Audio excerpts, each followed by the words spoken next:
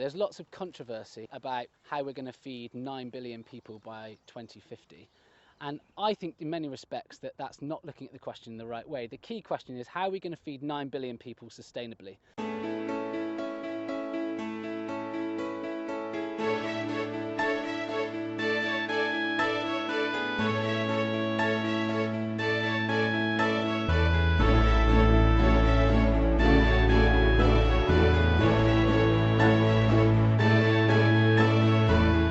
Jim Twine, and I farm here at Court Farm in Winford, which is right in the heart of the Chew Valley in Somerset. With 75 acres of land that my father bought in 1969, and we then rent in another 40 acres of land immediately surrounding the farm here. My story, I guess, is that my parents bought the farm in 1969 and managed the farm organically from day one. And I guess I'd always thought that at one point in my life I would end up taking over the farm. I was born here, so I feel really attached to it. But my dad became quite ill, unfortunately, in the early 2000s, so I ended up taking over Court Farm in 2004. The key thing I really thought about when I took over the farm was that I wanted it to be as sustainable as possible, which meant that the livestock that were coming off the farm had to be organically produced and had to be produced from grass.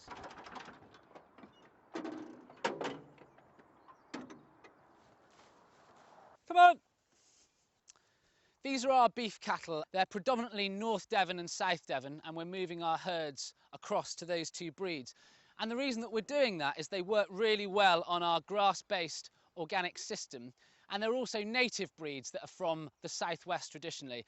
And behind me here on my right-hand side is a really good example of a North Devon. The North Devons are slightly redder in colour, more roan and a little bit smaller, and the South Devons are slightly lighter and a little bit larger in size.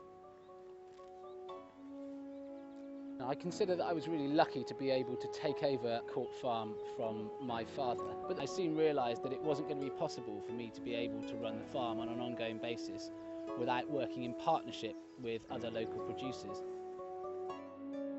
A couple of miles down the road, my lifelong school friend Luke Hazel had also taken over his family farm. Do you remember when we first started to have a discussion about farming together? At the time, I think that you were building distribution centres for Tesco. Yeah, I was. Sainsbury's and Tesco's. Amazing. But yeah, usually most of our conversations start over a pint in a pub. So. Because I distinctly remember you saying to me that you were going to take over your father's farm, and you said, how am I going to do it? And I said, you're going to convert it to organic and we'll end up running our two farms together as one.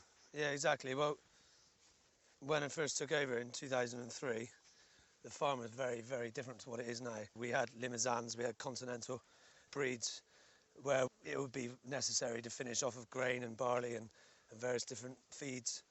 And it was clear to me that if we wanted to go organic, which was one of my main passions, we needed to change our way in which we farmed. And we spent a lot of time talking about different breeds of cattle. I wanted to go Angus actually at one point. Yeah. And then I visited various different producers and went to a lot of South Devon farms and fell in love with that breed. It was what I always remember of a beef animal as being big and stocky and rounded and good on its feet. Yeah, and they finish off of grass. We'd agreed on our cows. We needed a name. I was adamant on calling it Go Organic, wasn't I? Yeah, but, I really wanted to call it The Story. Yeah. And the reason I wanted to call it The Story was because I was convinced that people were becoming more and more interested in food, and therefore the story behind it. Yeah, ultimately it was all about the produce that we are producing and giving it a real story, a real provenance about what we are doing. Fundamental to that provenance, the beginning of the story, is the pasture our cattle graze. We've got some fantastic pastures here within the southwest.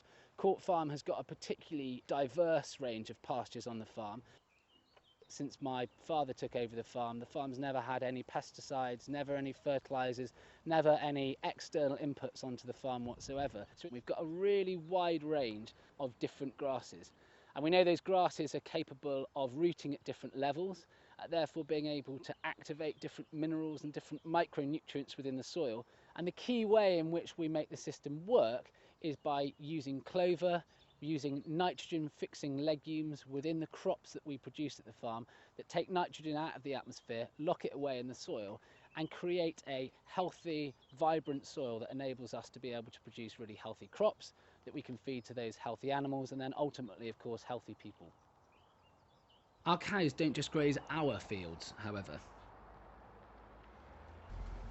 So I'm just on my way to 80 acres of land called Lee Woods, which is just on the edge of Bristol, which we rent from the National Trust, where we send our North Devons for a summer holiday every year.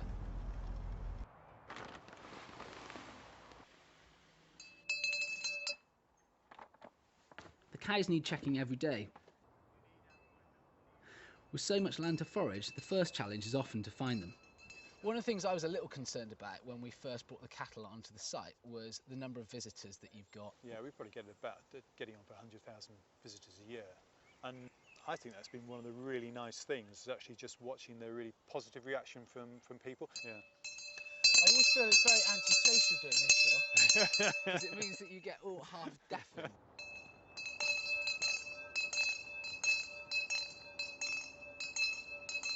People aren't used to, almost don't sort of expect them. You can't see them in advance. You suddenly come around a corner and sort of see them. And you'll see people stop, particularly if they've got young kids and things, and just stand and stare. I think people really enjoy seeing them around the site. The cows really look great actually, and I'm sure a lot of that is to do with them getting what they need from the pasture and them self-selecting what they want when they need it. I was amazed what a variety of things they actually eat. We've got a large area to graze and we thought they'd concentrate on the open grass areas. But they've wandered widely. Yeah. Naively thought cows ate grass and stuff. But because they've got such a cosmopolitan diet and they're after such a variety of things, always open to sort of new things, they will explore the more wooded bits as well, which is really good. And are they doing a job around the veteran trees in particular, Bill? Because I know that was one of the things that was of real importance. I think what they're really helping is maintaining those clearings. So when we've gone in and actually done that slow, careful clearance around the trees to remove some of the competing trees, they're tackling that regrowth. Or they're cropping the ivy and things, which is great. These ladies do a brilliant job. Yeah. But they're really quite charismatic animals, aren't they? They look gorgeous. Yeah. That sort of deep colour. Particularly sort of when the sun's sort of on them and Yeah. they really add something to the site. I often get comments actually from people that are saying, "Oh, are you going to feed the cows?" And they get really excited and ask lots of questions about what sort of cattle they are. And so from my perspective, it's actually really nice to engage with people and be able to have that direct connection with them about the food that we're producing. It's a connection I think is often missing in much of today's food production, from processing all the way through to the shops. We're so ill-informed about our food. We've done a great job, haven't we, of moving ourselves, attaching ourselves further and further and further away from food. From the basics of washing a vegetable before we sell it, through to grating cheese and selling it in a bag as grated cheese. Oh, yeah, okay. A shop that is the antithesis of this approach, the first to stock our produce, is Bristol's Better Food Company. I think it's inevitable that if you look at how farming has scaled up and has become very mechanised, industrialised, it's just kind of very detached. So it's not surprising really that we're not valuing the farmer, the story, the Better Food Company. We're all absolutely embedded in the business of changing people's perception of food and farming. One of the things that's actually been quite interesting about the market development over the last 4 or 5 years is that people were really kind of homing in on localism, and we put a lot of work and time and energy into it because we have a heck of a lot of local suppliers and tell a lot of stories actually as well. Yeah. Well, you've got a real reputation for being at the more passionate end of the spectrum in terms of your views on food and farming. What first motivated you to get involved? There's one word that kicked it off for me, which was justice. I was an angry young man, and wherever I went I saw injustice. And at the age of 14, my mum bought me a subscription to the Soil Association as a birthday present. I thought it was mad. What's this for?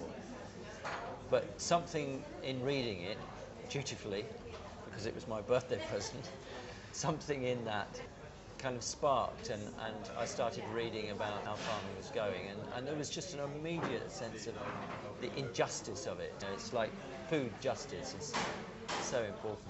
And it's something that's now become, you know, quite popular as something that people would discuss. I mean, people ask me why I'm interested in food and why I'm passionate about being a farmer. I mean, let's not forget, it is what sustains life itself. Yeah. Without it, we're finished. So yeah, that thing of soil is so exciting for this. It's everything we need. If we look after it, it nourishes us, and if we don't, it trashes us. Yeah. It's simple as that, really.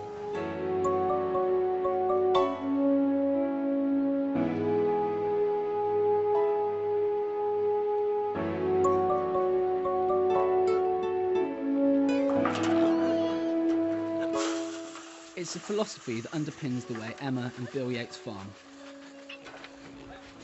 Chaos. who joined Luke and me in the story a couple of years ago.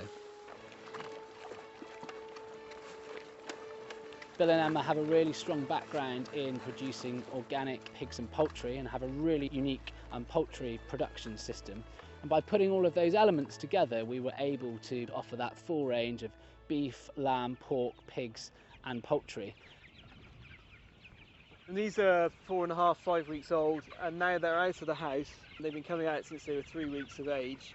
And we set up this system whereby you've got an old army camouflage net and shelters, just to give them the confidence to start moving away from the house. So what are the real differences, Bill, between the way in which you produce these chickens and a standard conventional chicken? The process is a clean house is set up on a new piece of pasture. We actually brood in the field, so they come as day olds in the field, and they're shut in for a period of around about 3 weeks, where we have artificial heat through gas. It's our wish to get them out as quickly as we can, because their development is far better the more room they have. And if we came here first thing in the morning or later in the evening when they tend to go out on the range more, how far out might we see them? Again, this changes as they get older, but certainly the older birds could be 40, 50, even 100 metres away from the house. They'll be out on the pasture till they're sort of 10 weeks of age, at which point the first ones should be ready for slaughter. And then that is one cycle. Once the house is cleared, then the house will be moved to fresh ground. I'm with you. And again, that constant movement means that you're breaking any parasite builds up or any problems that you might get with disease. Yeah, and also again adding fertility. So Right. we're trying to capture fertility to recycle back into our production. It's a story that immediately appealed to Phil Horton at the Better Food Company. I mean, I love the systems, chicken as tractor, and the eggs that they do, the flavour and the colour of the yolks and stuff. And you know that is the grass. The colour of the yolks change notably between February and May, and I still think that we could do more in telling that story. These are your eggs, as you know, from Bill and Emma. But I thought it'd be really good if, when you open the egg box, that you've got some kind of a picture with story there. There's two things that are really unique about the production system that Bill and Emma have put in place for both the table birds and the eggs. The first of those is that the system is very much based on grass, and of course what they've also done is developed a whole parent bird flock, so they're producing organic chicks that are then much more likely to want to go out and forage and get more of their diet and benefit from that natural environment. I mean, to put that there as a story, I think is pretty powerful. The story of Bill and Emma's pigs is equally intriguing. With the resurgence of rare breed pigs, the large black's been somewhat overlooked. The fashion has been to go down the Gloucester Old Spot type route, but we felt in an organic sense that we were trying to find a pig that's suitable to conditions. This is a West Country pig. Its black coat allows it to be outside for long periods without getting sunburnt, and it's very good at using pasture. And to that point, we're trying to get a pig to consume at least 50% of its ration from either conserved silage, red clover silage in the winter, or grass during the summer. And how different is that compared to indoor pigs? So, I mean, an indoor pig would be 100% cereal fed. And its growth rates would obviously reflect that. They get to about 40 kilos in 10 weeks, would be a guide. We have a pig that lives longer because it takes longer to get to its final slaughter weight, and they're meeting the 5 freedoms in terms of showing natural behaviour, in terms of rooting and behaviour within the social groups, is very different to an indoor system. We have a system that forms part of a fertility building part of a rotation, so that after the pigs come off this land, we could try and get a cereal crop from it, which would effectively go on to feed the next generation of pigs. And we hope by our philosophy, because we're shortening our production chain in that we control the slaughtering and we do the processing, and we're going to add value to what the end product, i.e. into cured meats, salamis, bacon, etc. That doesn't mean necessarily that we're excessively expensive. I mean, we have the resource of the land, and so we don't really have to push these pigs to get them finished at a certain date. I think this is important, that we're trying to optimise production rather than maximise production, which is completely different from a conventional pig system. This philosophy of optimising the food we produce, central to our sustainable vision, is echoed in the way our customers use it. So for example, if we buy half a cow from the story, you have to use the entire animal. So we're not just buying prime cuts. I quite like to use the bits that are difficult to work with, and what comes in then is the skill of the chef and be able to turn a cheaper cut into something delicious. And so for example now, ox tongue, I brine them down and pickle them and then press them, slice them and char grill them and serve them with a grilled piece of mackerel, and it is amazing. It's that kind of creative approach that has earned Josh and his team a Michelin star. Food knowledge is going up in the country, people are interested and they want to know where it's coming from. I'll go out with the first course and say, good evening, how are you? And explain this is the local curd cheese which comes from Lytton. There's a local food story behind over half of the dishes Josh serves. Meat-wise, we get beef off of you guys, we get chicken off you guys, we get lamb off of a guy called Bruce, drinks in here every day. His farm is that field there. So we have a strawberry farm here for the summer fruits, Chew Valley Lake for trout. From the back, you can also see a herd of Golden Guernsey cows, which produce the milk, which make our Golden Guernsey ice cream. So you're constantly going through that process of localising your supply, which makes it much more resilient. And then more and more you do it, you start to appreciate quality produce, which is on your doorstep. The shortest supply chain is direct from our farms to our farm shop. Hi Em, how are you? Yeah, fine, thank you. How are you? Good, yeah, really good, thanks. I'd really like to buy some meat, please. Right, what would you like? I'd love some bacon, please. Okay. Yeah. And some burgers as well, please. Yeah. Which one's Bill's new recipe? He's got a new recipe. Oh, the lamb. Lamb. Really Okay, delicious. yeah, I'll have some no, really lamb good. ones, please. That sounds good. Okay. As we've served our local community, we've got to know some of our customers so well that they've become friends. So I guess we first got to know each other when you became a customer of the story, really. Yeah, friendship from there, really. Why did you first become a customer of ours, Matt? I think I'm acutely aware of the impact of agriculture potentially on the land. And ultimately, local's really important to me. So I know you're a local business. I knew that you were supporting local people, employing local people, selling to local businesses. I think the story isn't just a brand name. It communicates something which is everything that happens behind the farm gate. But then my own story, going on from what I buy from you, is that I then go on to create something with what I bought Thank for you. you. Have a lovely barbecue. Thanks very much, Em. Nice to As a see you. consumer, trust is a huge thing. I feel like I trust you and that I'm able to buy things from you which I trust. I bought chicken off you last week and I probably have a chicken once a month, and I sat down with friends and ate it. I then create my own story.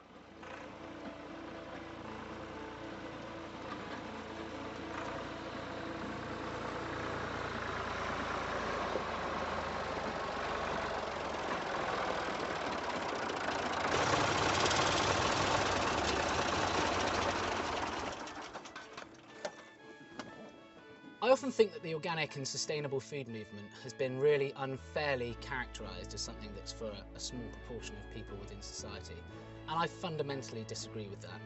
And in our own small way, through creating the story, we've tried to create a model that supports that through producing food in a really sustainable way.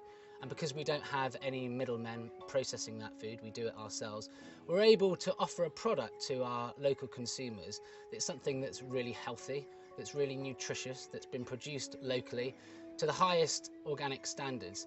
And because we're in control of that overall supply chain, we're able to offer that at a price that's really reasonable. And for me, I think that's the model that we're going to need more and more, really truly resilient models, if we're going to feed a growing world population. But it's more profound than that for me, because I'm a really passionate believer that eating good quality, nutritious, local and organic food isn't something that should be perceived as a privilege. It's a right for absolutely everybody.